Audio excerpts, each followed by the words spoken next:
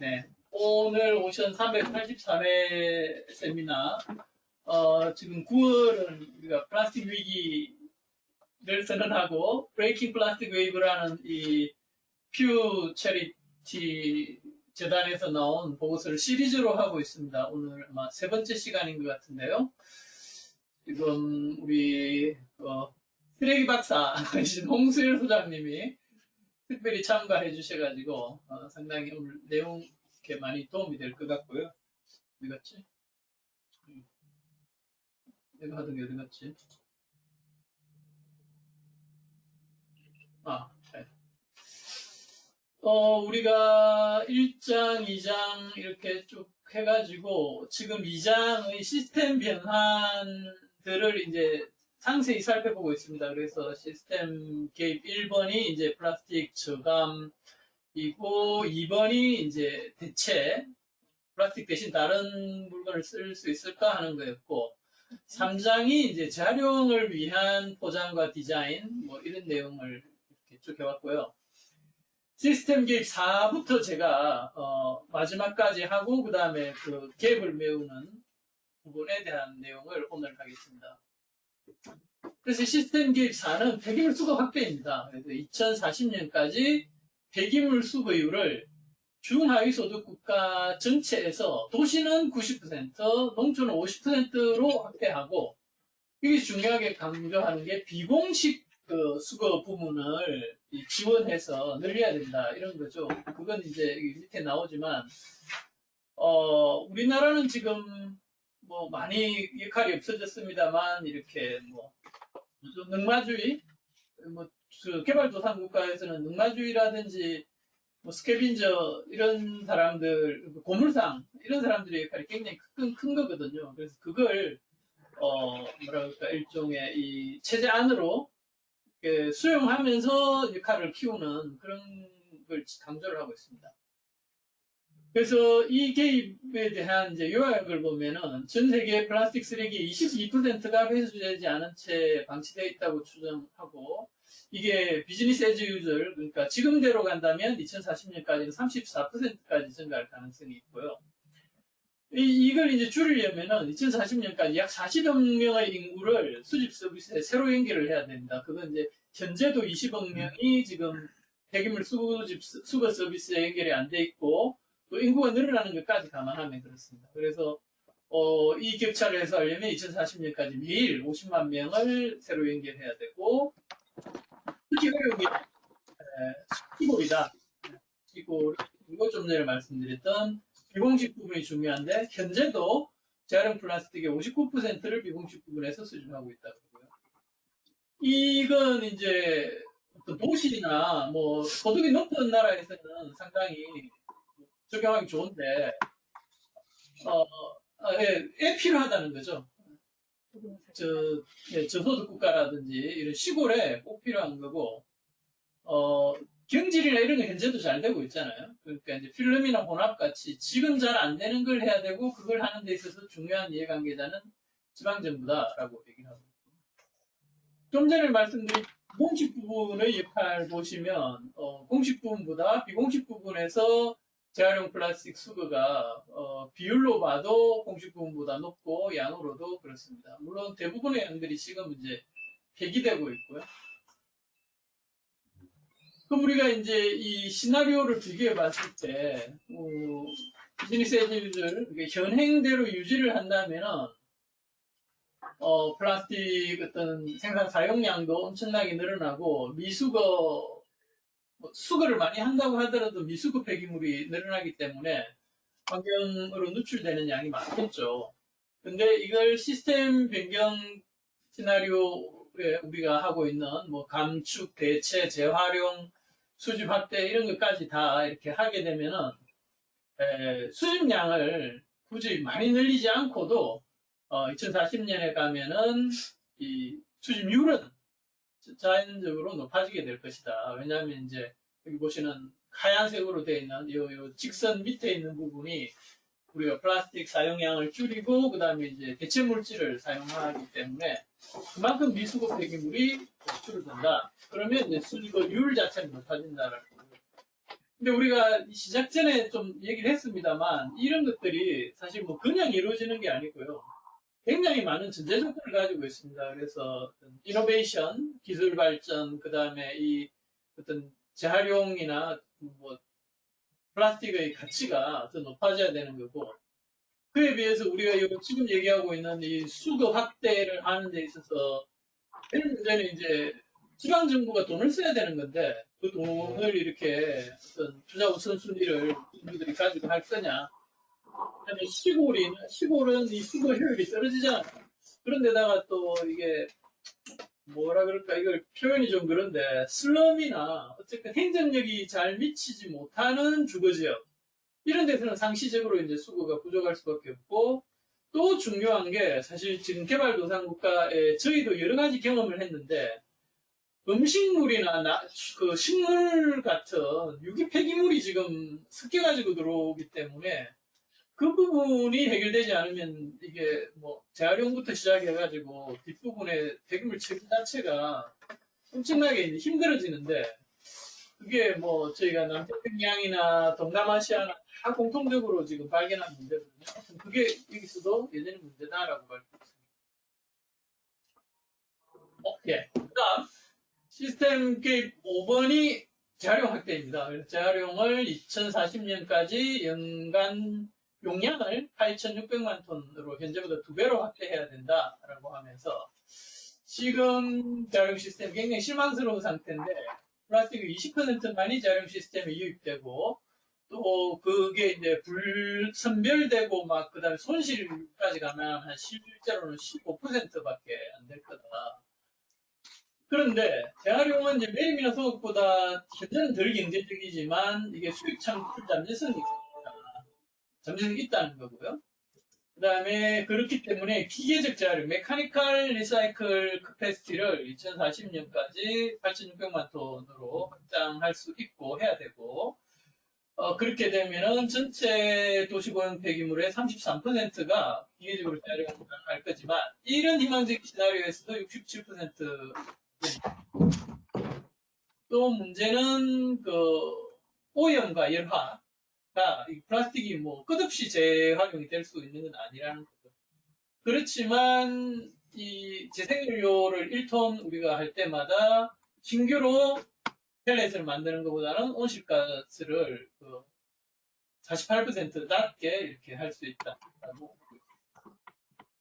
이 재활용은 이제 폐기물 관리 회사들이 좀 중요한 어, 이해관계자라고 할 수 있고요. 이 현재 상태에서 이제 고소득 국가와 중저소득 국가에서 재활용 산업에서 수익성을 비교해 보면 고소득 국가에서는 만약에 이게 수거와 선별 비용까지 고려를 하면은 수수익은 나지 않고 순소실 산업입니다. 현재는. 근데 중저소득 국가에서는 뭐 수익성이 조금 있네요. 그래서 사실은 공공에서 투자하지 않더라도 뭐 베트남이나 인도네시아나 이런 데는 일종의 재활용 시장이, 플라스틱 재활용 시장이 작동을 하고 있죠. 펠트라든지 이런 가치 높은 플라스틱에 대해서는요. 근데 그것이 이제 기술 발전과 뭐 여러 가지 조건에 따라서, 현재는 이제 보조금을 줘야 그러니까 특히 고소득 국가에서는 이 기계적 재활용이 수익성이 맞춰지는데, 2040년까지 이렇게 기술 발전하고 뭐 여러 가지가 있으면 고소득 국가에서도 여기 보시는 것처럼 한 2030년 뭐 이때 가면은 이렇게 수익성이 날 거다라고 하고 있는데 그 전제 조건은 재활용 뭐 경제 자체가 발전하고 투자 확대, 재활용품에 대한 수요 증대, 그 다음에 수거 체계가 개선이 돼야 이게 수거 비용이 덜 들 거잖아요. 근데 이것도 석유 가격 변동이라든지 그 다음에 이 재활용 수집 재활용하는 과정에서의 손실과 질 저하 그 다음에 이게 이제 어떤 화학적 오염 이런 것 때문에 뭐 용도가 제한되는 거죠. 그런 부분들이 이 재활용의 경제성을 제약하는 요인이다. 6번은 화학적 변환인데 이제 플라스틱 변환 용량을 전 세계 연간 1,300만 톤으로 발전시켜야 된다라는 거고요. 현재는 140만 톤이니까 한 10배 정도로 발전시키자는 거네요. 이 숫자가 왜 다르지? 아, 현재보다 더 늘려야 된다는 건가? 어쨌건, 이 파이로시스를 그냥 1분이라고 하면 되나? 지금 플라스틱 변환의 경제성이, 저소득 국가에서는 뭐 2040년 가면 이윤이 창출이 될 거고, 그렇지만 고소득 국가에서는 보조금이 여전히 필요할 거라고 하고요. 그런데 이 화학적 변환이 가치가 낮은 저 가치 플라스틱 유형에 대해서 어떤 경제적인 싱크를 제공을 하기 때문에 이게 플라스틱이 해양으로 노출되는 걸 방지할 수가 있고요.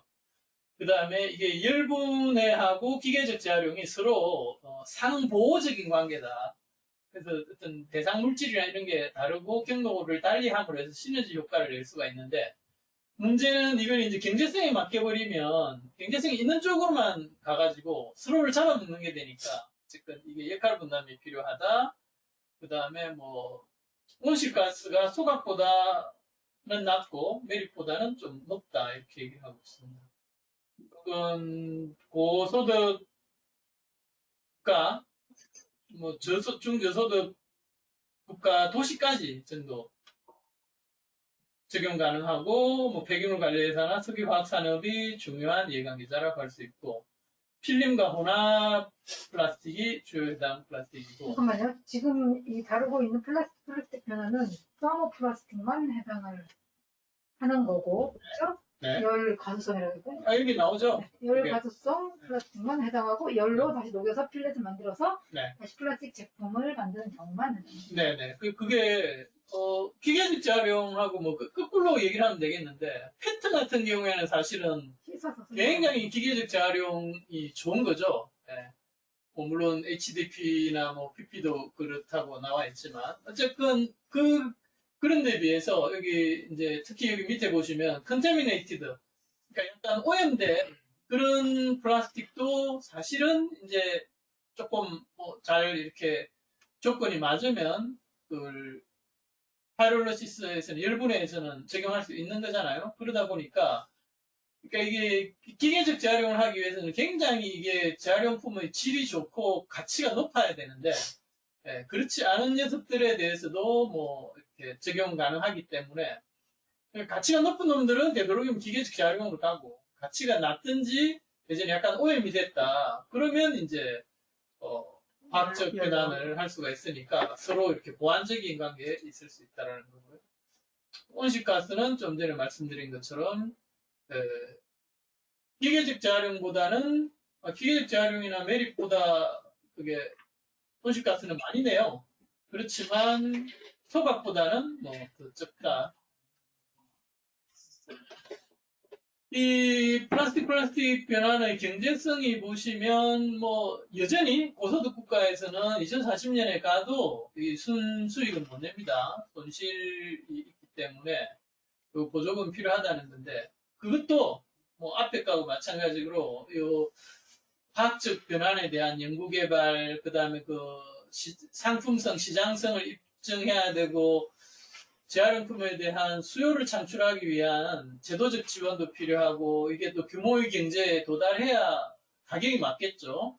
또 공급자와 소비자 사이 협력도 필요하고, 제한적 요건은 아무리 기술이 발전해도 이제 한계가 있는 거, 그 다음에 이게 이제 그 수거 비용이 낮은 도시에 국한되는 거, 유가 변동, 그 다음에 현재 어떤 경제성으로 따지면 플라스틱으로 다시 변환시키는 것보다는 그냥 연료로 만들어 태워버리는 게 더 돈이 되는 거잖아요. 그러니까 이것에 이제 시장이 의존하게 될 가능성이 있다. 시스템 계획 7번은 폐기시설, 처리시설을 확충하는 겁니다. 그래서 지금 뭐 남는 23%의 재활용 불가능 플라스틱을 안정적으로 폐기할 수 있는 시설을 건설해야 된다. 그래서 현재도 매립, 소각, 뭐 화학적 변환을 통해 가지고 이제 이게 뭐 태워가지고 에너지를 생산한다든지 이런 것도 이제 오염 특히 문제가 있죠. 그래서 이 지금 폐기라는 게 최고의 수단인데, 어쨌든 앞에 할 수 있는 걸 최대한 하고, 어쨌든 최고의 수단이지만 이것조차도 없을 가능성은 없다는 건 비현실적이라는 거죠. 이게 반드시 필요하고, 특히 현재 바다로 들어가고 있는 양의 상당량의 플라스틱이 수거 후에 제대로 관리가 안 된 플라스틱이기 때문에 이걸 누출 지점을 봉쇄하기 위한 처리 능력의 구축과 그걸 이어주는 교량 솔루션은 반드시 필요하고, 뭐, 네, 그렇답니다. 그리고 이건 이제 여러 지역에서 가능한데 이제 시골이 이게 좀 힘들다라는 거고, 이건 이제 국가적인 투자가 필요한 거죠. 그래서 뭐 2016년과 40년에 그 전 세계적으로 봤을 때 현행 모델로 가면 한 1억 톤 정도가 매립장으로 가야 되는데 우리가 이 교재에서 이 보고서에서 제안하고 있는 시스템 체인지를 다 적용하게 되면은 그게 현재보다도 더 줄어가지고 2,200만 톤만 매립장으로 가도 될 거다라고 하고 있습니다. 마지막 8번 시스템 개입은 플라스틱 폐기물 수출을 제한하는 겁니다. 그래서 2040년까지 수거율이 낮고 누출율이 높은 국가로 플라스틱 폐기물이 수출되는 지금 현재 뭐 중국으로 많이 갔었죠. 근데 그게 이제 뭐 베트남, 인도네시아, 필리핀 이런 데로 가고 있는데 그 나라로 가도 사실 그게 다시 이제 환경으로 나올 수 있잖아요. 그런 부분을 90%까지 감축해야 된다라고 하고 있고 그 양을 2016년에 약 3억 5천만 톤으로 보고 있네요. 그래서 이 수출이 안 되고 그 플라스틱 폐기물이 발생된 지역, 지방 내지는 지역에서 적정하게 처리할 수 있게 하면 90%까지 감소시킬 수 있다. 특히 지금 폐기물을 돈 들여서 제대로 처리해야 될 고소득 국가의 도시 지역들, 뭐 미국이나 유럽이나 뭐 이런 데서 사실 호주도 그랬다는 것 같은데 사람들이 열심히 재활용 뭐 이렇게 하고 하면 재활용 되는 줄 알았는데 그게 다 중국으로 수출됐더라. 이걸 막 몇 년 전에 사람들이 알게 된 거잖아요. 그런 것들을 이제 막아야 된다. 그리고 이제 제도 그게 크기 때문에 국가 정부들 사이에 그게 될 거고 그건 이제 보고서에 나옵니다만 바젤 컨벤션에서 사실 공식적으로는 폐기물 수출을 금지를 했죠. 근데 그것도 뭐랄까 한점이 있습니다. 그게 원재료로서 수출입을 서로 하게 되면은 현재도 가능하기 때문에 어쨌건 아이고 죄송합니다. 이게 수출인 그건데 수출되는 양을 90% 이렇게 줄이자라는 거고요.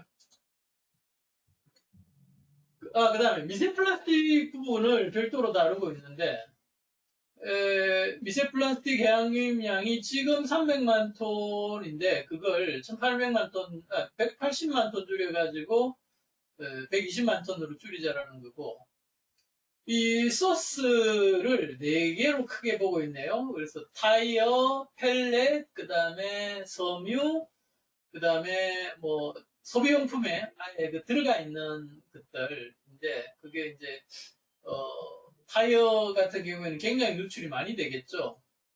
그런데 그걸 줄일 수 있는 그 가능성이 좀 낮아요. 그래서 뭐 불확실성도 크고 일단 각 물질별로 그걸 검토를 하고 이 그림이 상당히 재밌죠. 그래서 타이어 더스트가 78%, 펠렛이 18%, 섬유가 4%고 고소득 국가에서 훨씬 더 많은 이제 미세 플라스틱이 나오고 있다라고 하고 있습니다. 그럼 어떻게 줄일 거냐?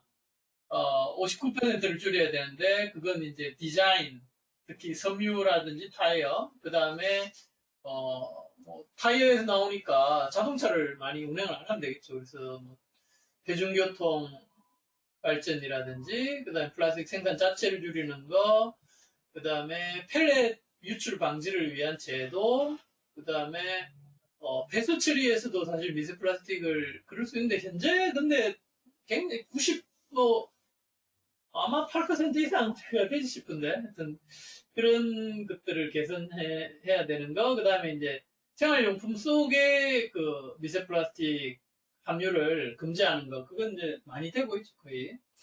그렇지만 여전히 이제 41% 정도는 새로운 어떤 혁신이 필요하다라고 얘기를 하고 있습니다.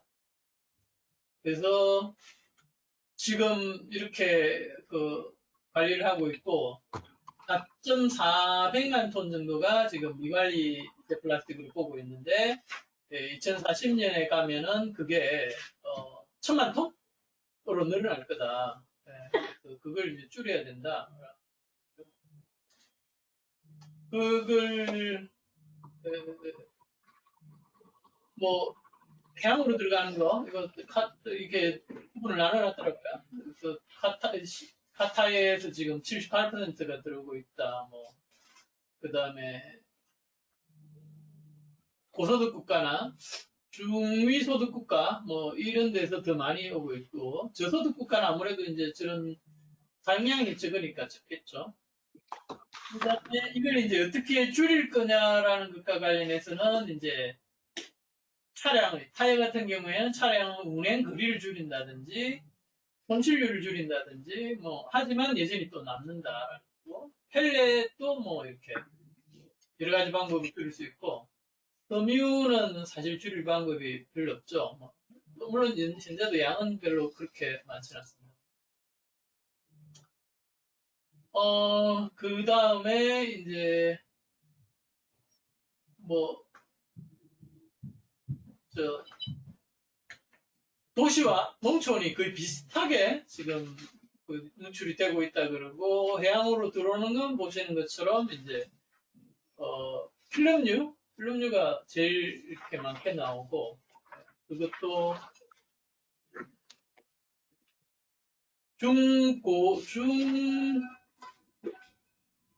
중위소득 국가 이런 데서 더 많이 나오는 걸로 되어 있네요.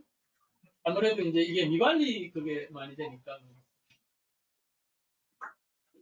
이 끝으로 끝인 것 같네요.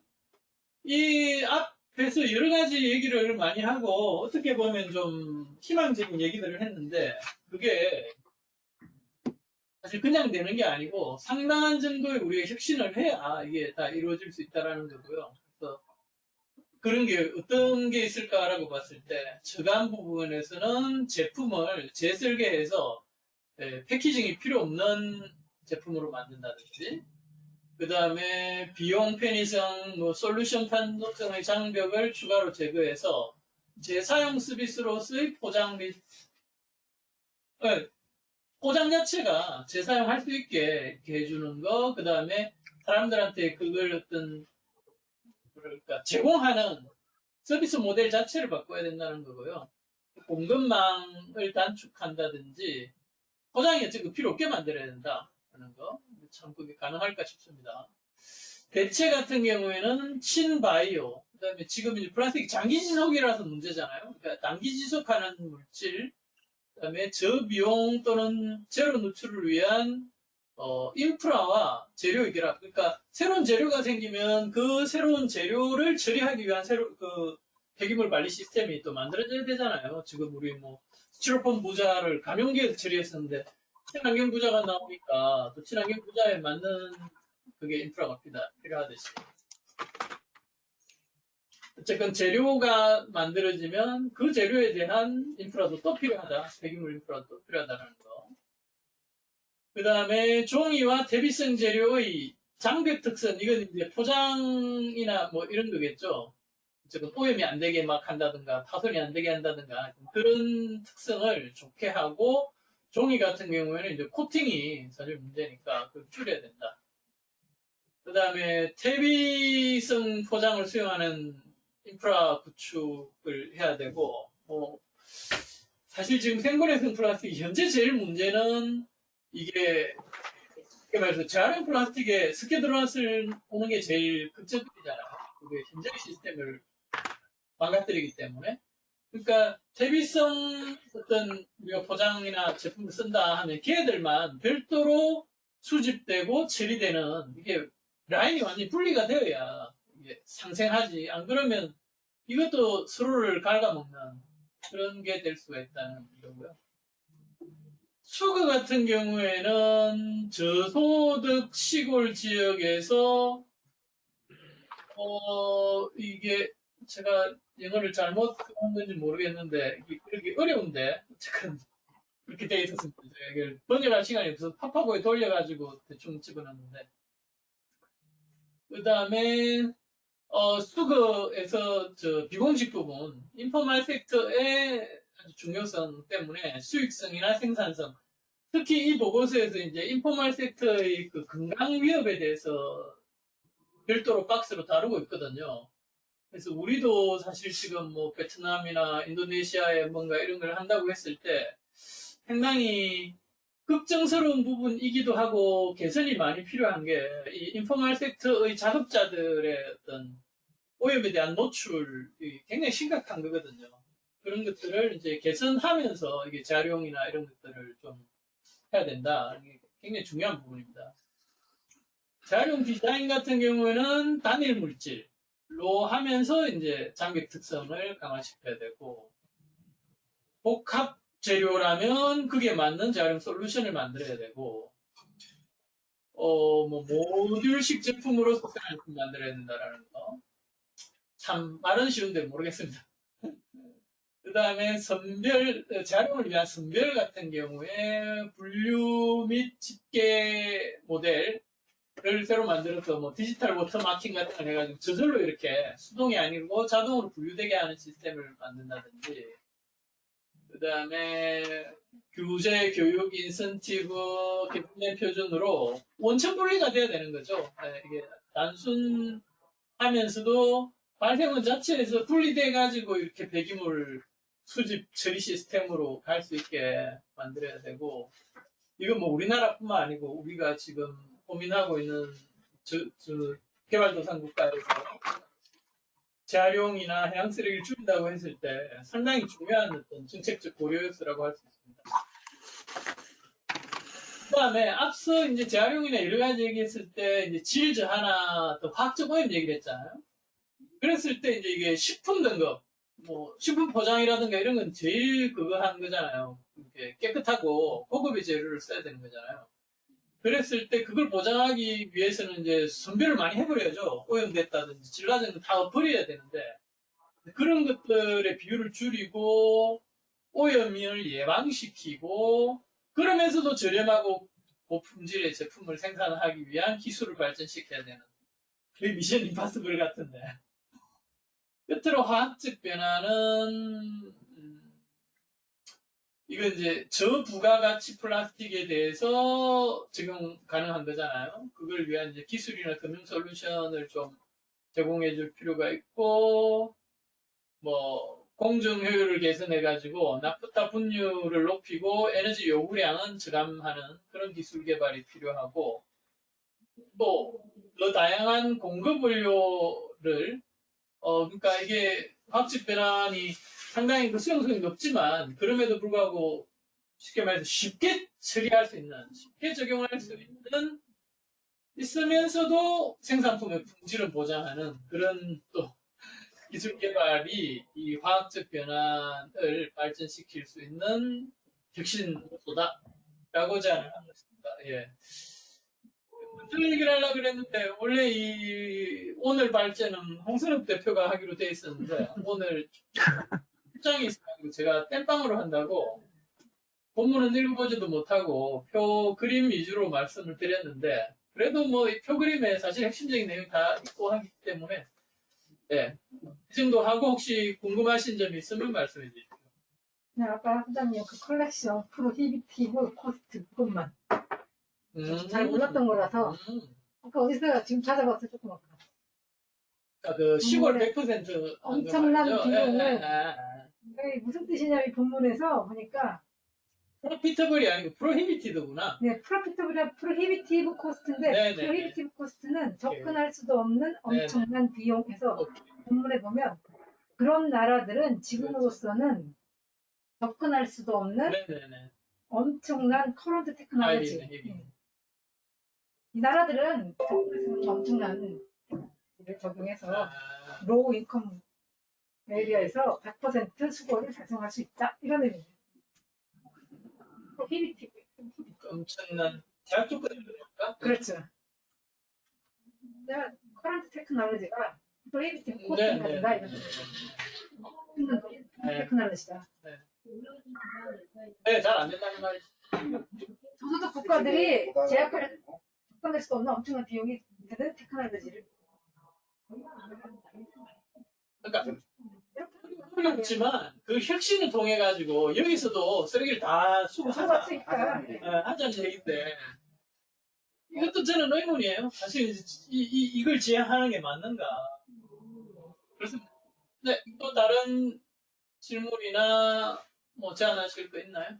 근데 저는 이게 긍정적이면 긍정적으로 하면 긍정적이고 소장님처럼 좀 이렇게 부정적으로 봐서 부정적이고 이럴 수 있는 의미인데 만약에 플라스틱 이게 지금 이만큼 위기를 가지고 있고 많은 사람들이 위기라고 느끼기 때문에 나오는 거잖아요. 예를 들어서 그러면은 현재 발전 고충이 있어요. 친환경주의자에게만 맡겨서는 안 된다.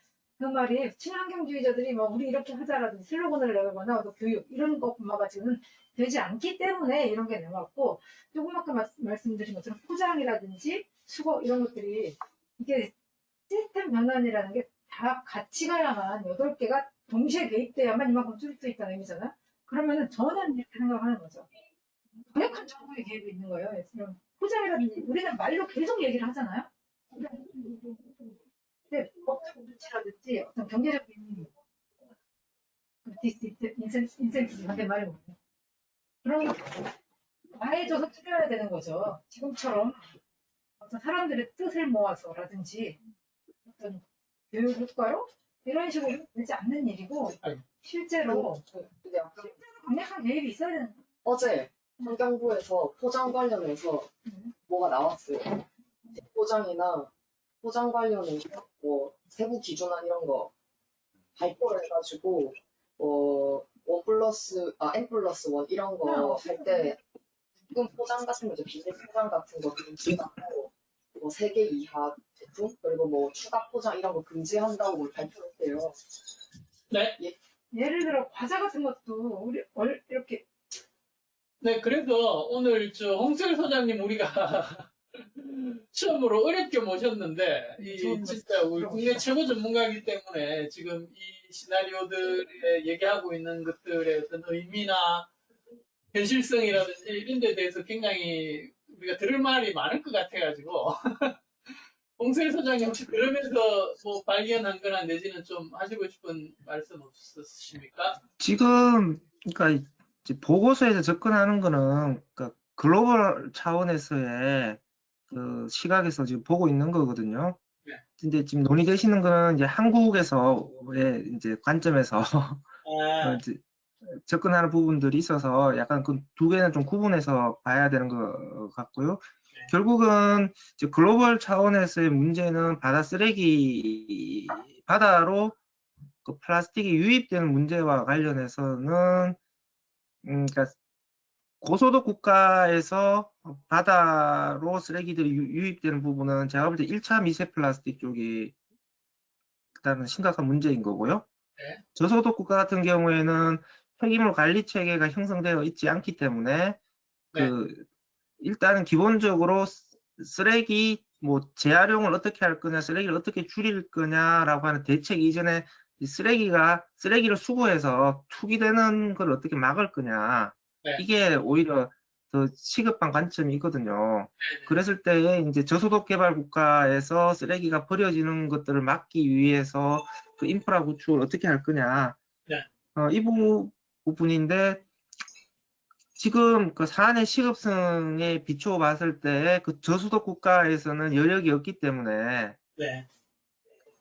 지금 그 국가들한테 맡겨두기에는 이제 하세버릴 거라고 하는 거죠. 네. 그랬을 때 이 부분은 이제 국제 간 환경 협력을 통해서 이 전체적인 저소득 국가의 쓰레기 관리 역량들을 어떻게 끌어올릴 거냐라고 하는 것들이 지금 시급한 과제고, 요새 이제 그래서 그 글로벌 기업들이 뭐 자기들끼리 재단 만들어서 저소득 국가의 쓰레기 관리 체계 지원해주겠다, 뭐 혹은 월드뱅크에서도 해주겠다, 뭐 그런 이제 논의들이 요새 이제 많이 일어나는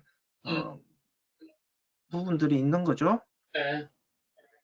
그런데요, 그건 사실은 현재도, 그러니까 양을 우리가 획기적으로 제일 많이 줄일 수 있는 부분이 뭐냐?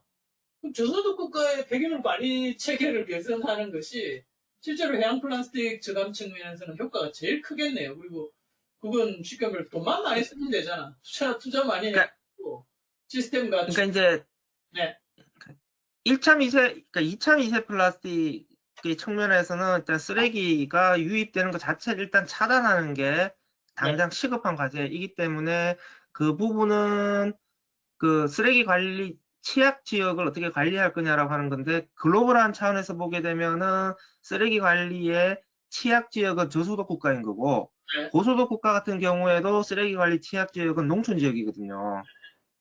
그래서 쓰레기 관리 취약지대의 경우에는 빨리 쓰레기가 투기되는 것을 어떻게 막을 거냐, 그 쓰레기 투기를 막기 위한 인프라 구축을 어떻게 할 거냐, 다음에 그 인프라 쓰레기 투기를 막기 위한 주체들을 어떻게 형성할 거냐. 네. 그런데 이제 저소득 국가들 같은 경우에는 그 관련된 주체들이 그 인포멀한 섹터가 활성화되어 있으니까 지금 인포멀 섹터를 몰아내고 정부 섹터가 개입해서 이걸 하기보다는 최대한 인포멀 섹터를 활용할 수 있는 그런 도구들을 사용을 해야 된다. 뭐 이런 접근법인 거고 고소득 국가들 같은 경우에서는 도시 지역에서는 폐기물 관리 시스템이 잘 갖춰져 있기 때문에 이제 투기의 문제보다는 오히려 1차 미세 플라스틱 타이어 분진이라든지 아니면 그 세탁에서 나오는 미세 그 섬유, 다음에 플라스틱 산업에서 나오는 펠릿의 유출, 뭐 이런 것들이 그 심각한 문제니까 그 이런 부분들을 어떻게 막을 거냐인데 기술적으로는 굉장히 어렵기 때문에 아까 보고서 보면은 그냥 로로 단기적으로 가능성은 낮다 이렇게 보는 거잖아요. 네. 그러니까 이 부분은 사실은 뭐 현재까지 나온 모든 보고서에서는 그냥 좀 장기적으로 보자 정도에 그치고 있는 것 같아요. 그러니까 마이크로 비즈를 사용을 금지시키자라고 하는 건데 이거는 그러니까 당장 실행할 수 있는 수단이긴 한데 이것도 쉽지는 않아요. 지금 굉장히 그 기업들이 글로벌 기업들이 이 부분에 대한 규제 저항들이 강하게 일어나고 있기 때문에 근데 당장 그 막을 수 있는 방법으로서는 아예 이런 것들은 사용을 금지시키면 막을 수 있다라고 하는 건데 일단 기업의 규제 저항이 있는 거고 그리고 전체 1차 미세 플라스틱 유출량에서 마이크로 비즈가 차지하는 양은 비율은 높지 않기 때문에 실제 그 해양의 쓰레기 유입량 부분에 있어서의 유의미한 기여는 하는 데는 효과가 제한적이다라고 하는 한계가 가지고 있는 것이죠. 네네. 근데 어, 저는 사실은 오늘 이 재활용 부분에 좀 원래 이제 그 대체 부분도 뭐 할 말 하고 싶은 얘기가 많은데, 그러니까 홍수일 소장님 얘기를 듣고 싶은 게 많은데 재활용과 관련해서 여기 이제 기계적 재활용, 그러니까 메카니컬 리사이클링하고 화학적 재활용 두 개를 지금 다루고 있단 말이에요. 그 부분도 굉장히 좀 지극히 이상적이다. 경제적으로 얼마나 실현 가능한지. 이상적인 부분들이 있는 것이죠. 지금 미케니컬하고 결국 변환이라고 하는 게 이제 케미칼 리사이클링을 얘기하거든요. 그러니까 그런 부분을 좀 어쨌든 케미칼을 위주로 하고 그러니까 미케니컬을 위주로 하고 케미칼은 보조 수단으로 네. 그러니까 오염된 플라스틱이나 아니면은 복합 플라스틱에 대해서는 보조 수단으로 케미칼을 활용하자 네. 이런 쪽으로 가는데 미케니컬 같은 경우에도 그러니까 그 플라스틱 순환 구조의 관점에서 보면 미케니컬만 가지고는 순환 구조가 형성이 안 되거든요. 네. 그러니까 이 문제를 어떻게 해결할 거냐에 대한 답이 없어요, 사실은. 그러니까 미케니컬이 그러니까 플라스틱 재활용에 있어서의 절대적인 답은 아니다라고 하는 거니까 오염되지 않고 잘 선별된 것이라 하더라도 네.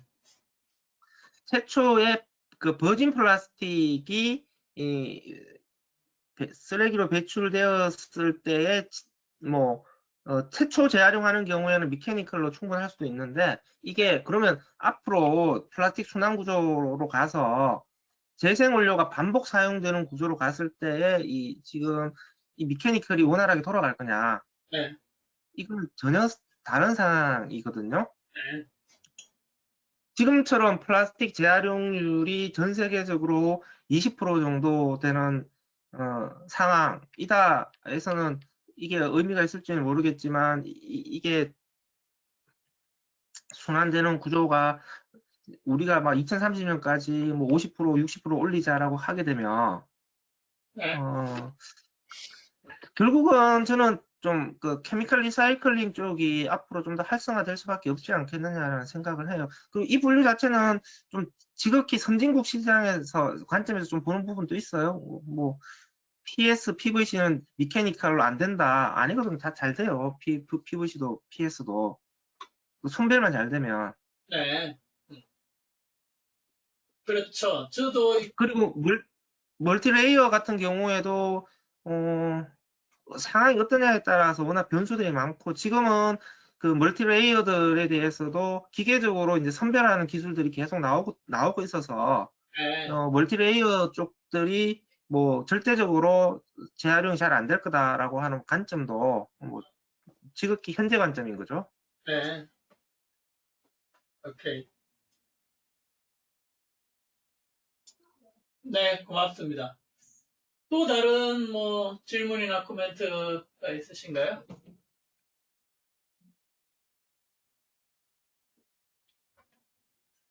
음, 그냥 뭐 대부 지난번 아까 말씀하신 연계에 대해서 말씀드리면 좀 크게 말씀해 네. 주세요. 지난번에 제가 발제했던 부분에 그 리프로그 이런 말이 나왔었어요. 그때도 한 적이 있는데 저소득 국가들의 쓰레기 발생이 이렇게 많은데 그 지금 우리가 겪었던 그 단계를 뛰어넘어서 아까 인프라스트럭처 얘기하셨잖아요. 그런 네. 것들을 많이 지원을 해줘서 시행착오의 단계를 뛰어넘게 하자. 이렇게 되면은 저는 그 모델을 예를 들어서 중국에 가면 뭐죠? 인터넷 뱅킹을 하지 않고 지금 우리가 쓰고 있는 스마트폰으로 그냥 폰으로 다 결제해버리는 시스템으로 가버린다잖아요. 네. 근데 예전에는 그것들이 이 기술의 발전이라든지 스마트폰 같은 발전한 것들이 단계 발전을 했는데 지금은 뛰어넘어버리잖아요. 네. 그러니까 그 개념을 여기에 적용을 시켜서 그 국가들을 지원하는 곳이라든지 뭐 아까 얘기한 그 인포멀한 수고 이런 것들을 지원하고 이럴 때 네. 네, 그 모델을 적용해주고 지원해주고 이런 것들을 통해서는 많은 부분들이 생각하는 것보다는 실현될 수 있다. 가장 큰 건 재원이겠죠. 여기서 대원, 자국적 기업들, 그러니까 그게 진짜 책임 있는 순전히 기업들 재원의 문제라면 오히려 그건 나갈 수도 있는. 나을 수도 있는 거죠. 왜냐하면 국제사회가 돈을 많이 들여서 저소득 국가에 투자해주면 되는 거잖아요. 근데 그 현실성이라든지 필요성 이런 건 충분히 지금 있다. 성숙돼 있고 홍 소장님 이야기한 것처럼 글로벌 기업이라든지 월드뱅크라든지 국제기구들이 그런 투자를 많이 하려고 실제 하고 있죠. 그러니까 그 부분은 상당히 어떻게 보면 좀 희망적인 부분이고 그 희망적인 것들을 실현시키기 위해서 사실 우리 같은 NGO나 이런 역할이 중요해요. 왜냐하면 그게 지금 제대로 이렇게 이행되게 하기 위해서 뭐 베트남이나 이렇게 남태평양 국가들에서 아무리 좋은 인프라를 만들어도 주민들이 음식 쓰레기랑 바나나 잎을 쓰레기통에 지금처럼 다 버려버리면 그 폐기물 처리, 운반 처리 시스템이 다 망가져버리는 거거든요. 단적으로 얘기해서 제가 베트남의 호이안 시의 그 폐기물 처리 시설에 갔다 왔는데 발효 시설과 매립 시설이 있는데 둘 다 작동을 안 해요. 쓰레기를 분리하는 날짜가 달라. 그런데도 안 지켜. 그러니까 태비화 시설에는 일반 쓰레기가 들어와가지고 발효가 안 되고 매립장은 준비가 빠져나간 나머지 부분들만 이렇게 와야 되잖아요. 그리고 걔들은 또 재활용할 수 있고 그래야 되는데 다 섞여 있으니까 플라스틱이 일단 음식에 다 오염되어 있으니까 재활용을 못 하는 거잖아요. 그런 걸 사실은 NGO들이 주민들하고 같이 교육도 하고 훈련도 해보고 마을마다 이렇게 자기들의 자발적인 뭔가 이렇게 그 실천 이런 것들 조직하는 거죠. 그런 역할에서 투자와 인식 정진 이게 그 같이 가야 된다라는 측면에서 우리가 네. 상당히 할 일이 많다고 생각합니다. 그러니까 지금 대책을 그 단편적으로 접근하면 안 되는 거죠. 지금 문제는 결국 패키지로 해야 될 것들은 다 한꺼번에 다 해야 되는 건데, 말씀하신 것처럼 이제 저소득 국가와 관련해서는, 일단은 우선적으로는 인구 밀도가 높은 이제 도시 지역의 인프라를 갖추는 것들을 이제 우선적으로 가긴 해야 될 텐데, 이제 농촌 지역과 같은 경우에 지금 그 당장에 한계가 있기 때문에 인프라를 갖추는 것 자체를 농촌 지역까지 포괄할 수는 없는 상황이죠. 그러면 그 해당 저소득 국가의 여건에 맞췄을 때에 그 현재 가용 가능한 자원들을 이용했을 때의 최적의 접근법이 뭐냐라고 하는 것들은 해당 저소득 국가의 상황에 맞춰 가지고 다양하게 접근할 필요가 좀 있는 것 같아요. 그랬을 때 그 현지의 주민들의 참여를 통한 모델들을 어떻게 만들 거냐라고 하는 것도 사실 만들어야 되는 거죠. 맞습니다. 그 우리 진짜 제일 첫 번째 포커싱은 저소득 국가의 도시가 맞겠네요. 거기가 제일 성과를 내기가 좋은 그런 곳일 것 그렇죠. 같고. 네네. 그러니까 한국의 입장에서 보면은 사실은 저소득 국가 걱정할 게 아니라 북한을 걱정해야 돼요.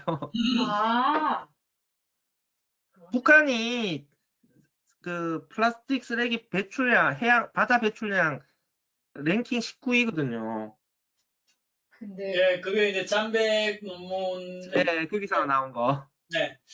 진짜 많이 쓰나요? 플라스틱을? 거기에 대해서 두 측면이 있습니다. 그러니까 그게 잠백의 어떤 모형의 전제 조건이 틀렸을 가능성 하나 하고 이게 지금 2010년 기준인데 2010년에 북한이 우리 생각보다 훨씬 더 그럼 소비 수준이 높아야 그 잠백 이야기가 맞는 거거든요. 그 불확실성이 있는 것 같아요. 그래서 사실 이북에 대한 부분도 진짜 우리가 중요하게 생각해야 되는 요소인 게 맞는 것 같고 뭐 저도 엊그제 그 북한 연구하시는 분들하고 그 브레인스토밍을 한번 했어요.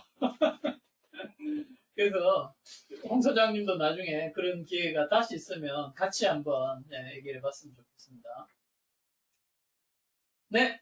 그러니까 사실은 한국도 그래서 이제 플라스틱 펀드 같은 게 만들어져야 되거든요. 네. 아, 그 플라스틱 펀드. 새로운 게. 기업들 그에 대해서 지금 그러니까 국내 펀드가 만들어지고 그 국내 펀드가 해외 저소득 국가에 대한 지원 사업과 국내 사업 이런 것들을 같이 병행해야 되거든요. 네. 그런데 우리나라 글로벌 대기업, 우리나라 큰 기업들은 외국에 만들어진 그런데 자꾸 가입하려고 하지 우리나라에서 스스로 펀드를 만들어서 뭔가를 해보려고 하는 네. 그런 노력을 안 한단 말이죠. 그런 맞습니다. 것들을 우리 NGO들이 좀 많이 요구를 해야 돼요. 우리가 뭐 세계 몇 위 뭐 플라스틱 생산국이다 막 이렇게 사용량 좀 자랑을 하면서도 그 2011년에 있었던 플라스틱 전 세계 플라스틱 업계의 그 글로벌 커미트먼트 그 서약에 우리나라 유수의 회사들이 다 서명을 했단 말이죠. 그런데 놀랍게도 현재까지도 우리나라 플라스틱 회사들은 그 커미트먼트에 따른 실천을 단 하나도 하지 않았어요. 그 자기들 프로그레스 리포트에 우리나라 기업의 그 실적은 제로예요, 제로. 말도 안 되는 거죠. 국제적으로 뭔가 선언하는 데는 끼어가지고, 우리 잘하고 있어요 해놓고는 실천은 아무것도 안 하는 이 상황은 진짜 개선해야 되고, 그의 출발점으로 플라스틱 펀드를 만들자. 그래서 뭐 국내가 됐건 저소득 국가가 됐건 좀 투자를 해서 상황 개선에 실질적인 기여를 해라. 이렇게 압박을 하는 것도 상당히 중요한 노력인 것 같습니다. 그 시스템 전환의 그 대체 영역에서 네. 그 이제 태비와 인프라와 관련된 얘기들이 나오는데요. 이 부분이 이제 바이오디그레이더블 플라스틱이 이제 태비화가 된다라고 해서 이쪽들을 이제 태비화 시켜서 재활용하자. 만약에 그러니까 이런 의미라고 한다면 지금 이 부분은 그러니까 EU 내에서도 그 캠퍼스 그러니까 태비화 인정을 받은 그 플라스틱 자체가 진짜 태비화로서의 의미를 갖고 있는 거냐, 태비화는 되는 거냐, 환경적 유해성은 없는 거냐, 이런 부분들이 여전히 논란 상태라서 네. 이 부분은 따로 한번 별도로 검토를 해봐야 될 사안 같아요. 그 2017년에 이제 EU에서 이 부분 관련된 보고서가 하나 나온 적이 있거든요. 네. 일단은 뭐 기본적으로 태비화로서의 가치가 있는 영양 성분이 있는 건 아니라서 얘들이. 맞아요. 그 자연 상태에서 미생물들이 그걸 선호해서 먹어줘야 되는데, 실험실 조건에서는 먹지만 자연 상태에서는 다른 맛있는 먹을거리들이 많은데 굳이 생물성 플라스틱을 먹겠냐 이런 문제도 있고. 그러니까 우리나라에서는 그러니까 생분해 성 인정만 지금 갖고 있잖아요. 네. 근데 이제 EU 같은 경우에는 그 생분해성 인정도 있지만 태비화 인정 표시도 또 따로 운영하고 있는데 그 국가 단위의 공식적인 인정은 아니에요. 그 민간 기구 차원에서 인정들이 있어요. 그러니까 그 생분해성 플라스틱과 관련해서 생분해 인정을 주는 경우하고 태비화 인정을 따로 주는 경우 이렇게 두 가지로 네. 구분이 되는데 이 말은 결국은 그 앞으로의 그 생분해성 플라스틱 전략과 관련해서는 그 왜냐하면 모든 생분해성 플라스틱이 바다로 가는 게 아니니까. 네. 그러니까 도시에서 폐기물로 배출되는 생분해 플라스틱은 결국은 이게 폐기물로 도시에서 배출되었을 때 이게 오히려 재활용을 방해하는 거 아니냐 뭐 이런 문제가 제기되니까 이것도 태비화 방식으로 순환시킬 수 있다. 네. 이게 이제 EU 전략이 이렇게 가고 아마 EU에서 이탈리아 쪽에서 이런 부분들이 더 주도적으로 네. 가는 부분들이 있는 것 같은데 그러니까 이 전략이 현실성 있는 거냐 네. 혹은 환경적으로도 괜찮은 거냐라고 하는 것은 여전히 뭔가 명확하지 않다. 여전히 이제 논란이 되는 거다. 그리고 태비화 인정이라고 하는 것들도 아직 명확하게 그 국가 단위의 공식적인 뭐 인정 기준 이런 게 만들어지는 건 아닌 거다. 지금 이 상황인 것 같아요. 네. 근데 박사님 말씀하신 게 제가 사실 지난주에 발제한 부분인데 그대로 다 크라이테리아라든지 스탠다드 이런 것들이 정리가 안 돼 있고 섞이는 문제, 선생님 말씀하신 섞이는 문제도 시스템 인터벤션 3번이었는데 이게 비교적 지금 말씀하신 소장님 말씀하신 거 지금 우리 소장님 말씀하신 두 가지가 다 여기에 포함되어 있어요. 그래서 상당히 디테일한 거. 네. 네. 또 뭐 이제 시간이 많이 갔습니다만. 그리고 그 화학적 변화는 그 열분에만 있는 건 아니거든요. 그러니까 그 총매 방식도 있고, 그러니까 그게 페트병은 화학적 변환이 안 된다라고 나와 있는데 그러니까 네. 열분해 방식 아니라 지금 페트는 바틀 투 바틀 재활용을 하는 데 있어서 총매를 이용한 화학적 케미컬 리사이클도 많이 하거든요. 네. 그래서 여기는 이제 그 화학적 변환과 관련해서는 좀 굉장히 굉장히 압축시켜서 단순화시키는 약간 그런 경향이 있는 것 같아요. 네. 아, 예. 그렇군요. 지금 말씀하신 것도 총매를 사용해서 화학적 변환을 시키는 그래서 거죠. 그 다음에 그 이유는 뭐 플라스틱 재료로 쓸 쓰든지 수가 있다. 연료로도 쓰든지 하겠죠. 그러니까 이제 그 피롤리시스는 아예 열분해를 시켜서 폴리머를 모노모나니까지 네.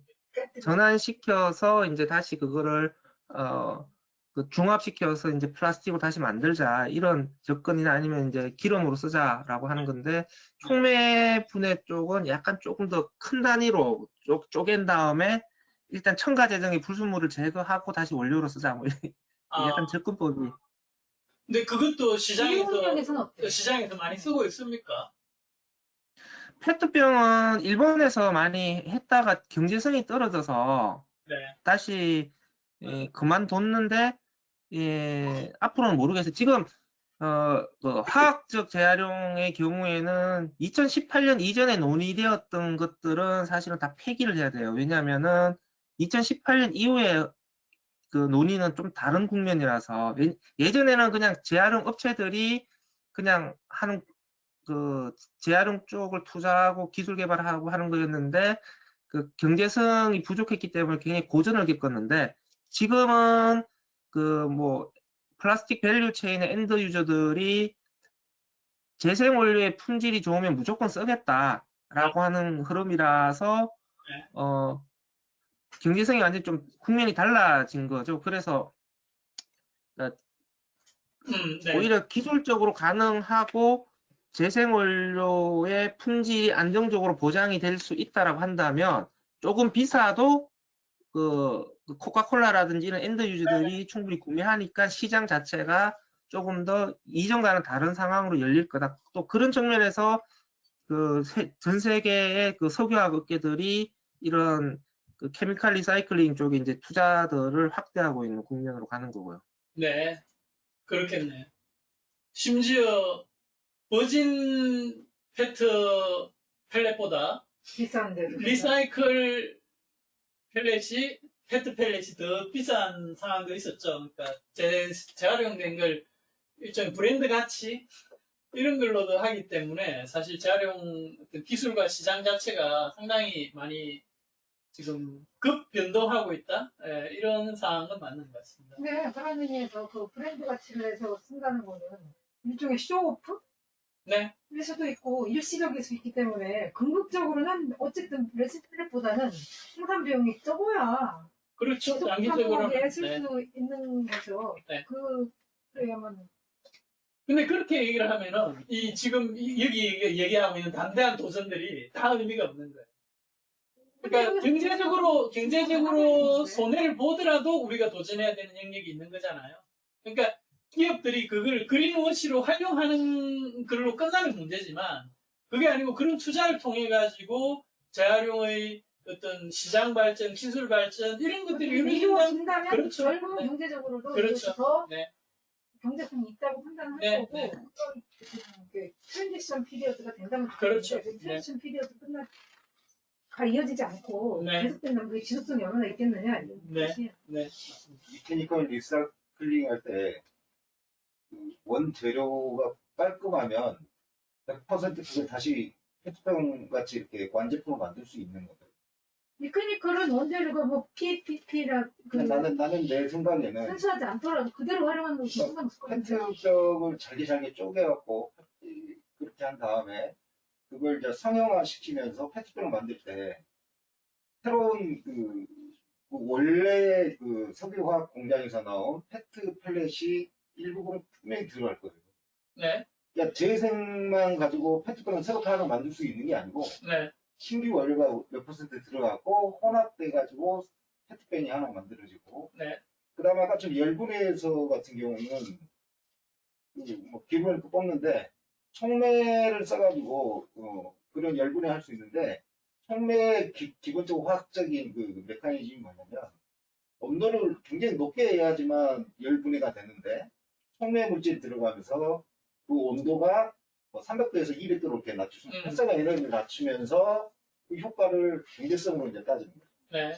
근데 그 촉매라는 물질이 분해할 때 대부분 고가의 희귀금속을 좀 많이 쓰는 편이에요. 네.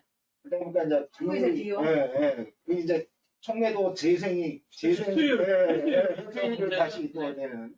네. 그래서 이제 그런 것까지 다 고려해가지고 이제 좀 경제성을 따져야 된다. 네.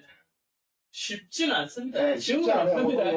이걸 100% 이런 걸 가장 좋은 방법은 그냥 썩히는 건데 네. 썩을 수가 없으니까 이런 문제가 지금 발생합니다. 이걸 만약에 썩힐 수 있다면 플라스틱을 완전히 이 탄소하고 탄소 성분의 어떤 유기 단위체로 이렇게 쪼갤 수가 있다면 굉장히 효과적인 방법이죠. 네. 그러면 이제 자연으로 그냥 네. 흡수가 되니까. 대비 문제에 대해서는 아까도 얘기를 했고요. 참 고려해야 될 사항들이 많은 것 같고 어쨌건 오늘은 이 정도로 하고 다음 주에 다시 그 뒷부분에 우리가 어떻게 이 플라스틱의 파고를 넘어 이 제목 보고서 제목을 플라스틱 파도 깨기라고 했는데 저는 개인적으로는 플라스틱의 파고를 넘어라고 하고 싶습니다. 그래서 우리가 플라스틱의 파고를 넘어서 지속 가능한 세계를 이루고 있을지 탐구하는 걸 다음 주에 계속 이어가도록 하겠습니다. 오늘 수고들 하셨습니다. 감사합니다. 네, 소장님 참 고맙습니다. 예, 감사합니다. 특별히 홍수일 소장님께 감사를 드립니다. 다음 주도 시간 있어요. 다음 주에도 뵙기를 바래요. 네.